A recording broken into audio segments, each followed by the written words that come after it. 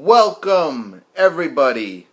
Hello to the senors and hello to the senoritas. Hello to the winners and hello to the losers. Welcome to the NFLL, as Alex would put it, the Nexus Fantasy Football League.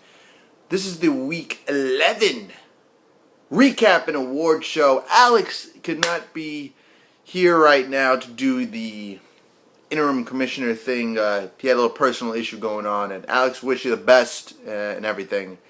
But let me get to it. Let me be the first to say Happy Thanksgiving to all of you, or Happy Football Day, as I like to put it. We eat and watch football. That's fucking great.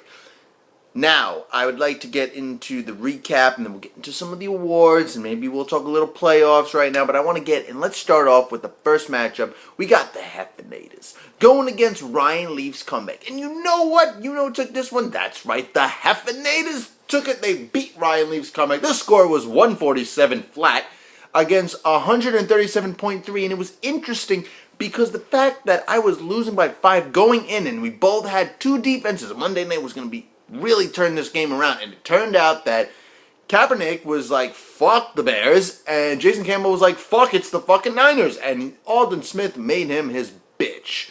So that worked out for me, and I ended up getting the victory. I am now 6-5, and Sean, you're 6-5. We are tied for first place. But that's not that much. Let's get into the next one. We got the replacements going against Coney Island's finest. And you know what? The replacements took it this week, beating the Coney Island's finest 128.9 to 91.2. I'm very shocked, honestly, but then again, I'm really not. Shane, you are now tied with the worst record in the league. Sorry, Alyssa. But you are 3-8, and so, Alyssa, you are 3-8 too. That's going to be interesting to see who's going to be the worst team in this league.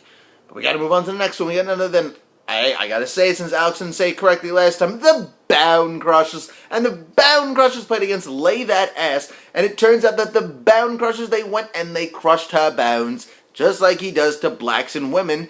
It turns out that he won 129.9 to 120.5. Now, let me get into something very, very quick with this. There was a little issue I did see on Facebook what occurred. Now, as people may think, oh, commission is probably the easiest thing. Obviously, it's not, because even Alex sees what I'm talking about. We all know the situation with Lena, and she cannot do her lineup. It is tough, and I understand this. People are trying to make sure she has her lineup set. Now, when you tell somebody to do your lineup for you and do not give them any idea what you want, when they do their lineup, if something goes wrong, you cannot blame that person, because the best response to it would be, well, then do your own lineup. If Dwayne Bowe did not get hurt, if Dwayne Bowe did not play and Des Bryant played, she obviously would have won. But circumstances happened. He got hurt during the game. It's part of football. You can't do nothing about it. So I just want to let that be clear. If you want anybody to do your lineup for you, try to help them out with it. Because if you give them the freedom, like, listen, please just do my lineup for me. Just set it up as much as you can. And they do it and something goes wrong, it's not their fault because you couldn't get to it. Now, we understand the part with Lena, but I want everybody to understand this whole situation. Let's move on to the next one. We got none other than the Trees going against Dirty Sanchez, because I can't say the undefeated anymore because she's no longer undefeated. And it turns out that the Trees, they lost. They lost 115.4 to 124 flat. And it turns out that the Trees might not be making the playoffs this year. Sorry to hear that. Dirty Sanchez played a decent, very good game, I have to say. And the Trees was making it close. But Matt Forte, you could not take out the Niners defense. Moving on to the next one, we got another the Funky Comedinas going against Lotus Flower Bomb, and it turns out that the Funky Comedinas, they got funky this week, and they beat Lotus Flower Bomb 104.2 to 99.9. Damn, girl, you almost hit 100, but you just couldn't do it. The fact is Alex still on his streak for not even breaking 130, and that's just funny to me. He's actually 6-5. Lotus Flower Bomb is now 5-6. Now, I want to break down really close with the playoffs here. I'm going to name the teams in the playoffs right now. We got Dirty Sanchez at number 1. She got her bye week. She's set. Ryan Leaf's comeback, you're at number 2. Bone Crushers are the Bound Crushers. They're at number 3. Me, number 4. The Funky Company's got Funky and they're 5. Lotus Flower Bomb is sitting at 6 right now. So right now we got an interesting playoff spot. The only way things can turn around is late at S and possibly the trees could push in. I don't see the tree. If they would have won this week, I'd see it, but they lost, so I don't really know right now. But it can be possible. It could happen. Lotus Flower Bomb loses 2 in a row. Trees win 2 in a row. Lena loses 2 in a row. Mark's good. Then he's set. But right now, that's where we got what we got going on here. So right now, technically, we got Dirty Sanchez already got a bye week set.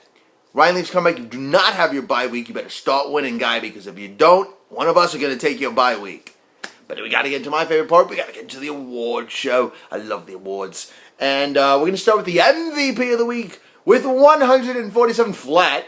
That would be none other than me, the Heffenators. This is probably, I believe, the 3rd time I won the MVP. I'm very proud of myself for winning this because I really didn't think I was going to win this game. But the truth is I exercised the demons and it worked. I trained for many years to try to exercise demons and it worked. And I exercised the demon of Ryan Leaf's comeback. And all it took was a little bit of rock and roll and it did it. So I salute you, Sean. It was a great matchup. Very close, but...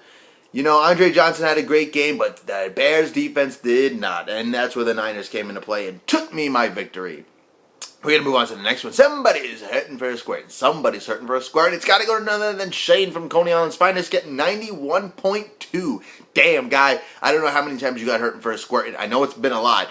But, better luck next year. That's the best I can say. You're going to have to... don't make any trades next year. Obviously, it really backfired. Shane would have actually been in the playoffs, I think, if he didn't make those trades. Next, you got knocked the fuck out. Somebody got knocked the fuck out this week. And it turns out it's Shane. He got knocked the fuck out again this week by 37.7 points from the replacements. She is now starting to win. So, it would have been very interesting in the beginning of the season if she would have been a good team. But the draft would have went a little different and she actually played a factor. So, a lot of teams probably would have been different.